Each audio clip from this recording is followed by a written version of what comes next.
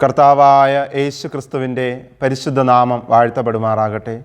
ഹിൽവേലി ചാനലിൻ്റെ വചനദീപം എന്ന പ്രോഗ്രാമിലേക്ക് ഏവരെയും സന്തോഷത്തോടെ സ്വാഗതം ചെയ്യുന്നു.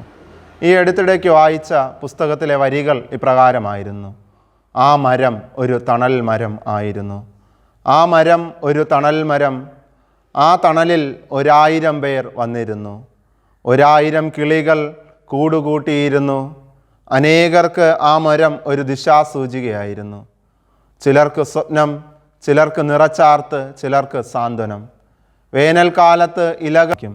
എന്നാൽ ഇവിടെ വേദപുസ്തകം നമ്മെ ഓർമ്മപ്പെടുത്തുന്നത്, അത്യുന്നതനായ ദൈവത്തിൻ്റെ കീഴിലേക്ക് നാം വരുന്നുവെങ്കിൽ, ആ തണലിൻ്റെ കീഴിലേക്ക് നാം കടന്നു വരുന്നുവെങ്കിൽ, ഈ ലോകത്തിൽ നമ്മെ വേദനപ്പെടുത്തുന്നതായ വെയിലുകൾ, പ്രയാസങ്ങൾ, പ്രതിസന്ധികൾ, രോഗങ്ങൾ, പ്രതികൂലമായ സാഹചര്യങ്ങൾ, അവയുടെ മധ്യേ നിന്നൊരു ആശ്വാസം നമുക്ക് ലഭ്യമായി തീരും എന്ന് ഓർമ്മപ്പെടുത്തുകയാണ്.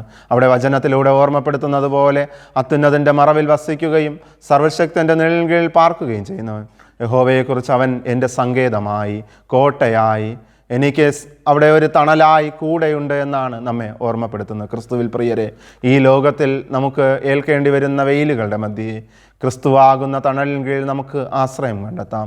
ആ തണലിൽ ആശ്രയിച്ചുകൊണ്ട് നമ്മുടെ ജീവിതം ക്രമപ്പെടുത്താം.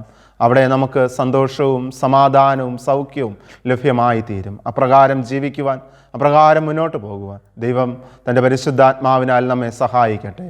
നമുക്കൊരു നിമിഷം ദൈവത്തിനോട് പ്രാർത്ഥിക്കാം.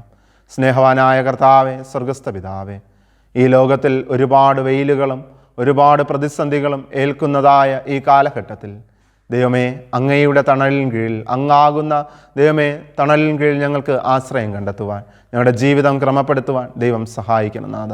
അതിനുവേണ്ടി ഞങ്ങളെ ബലപ്പെടുത്തണം. യേശുവിൻ നാമത്തിൽ തന്നെ ആമേൻ.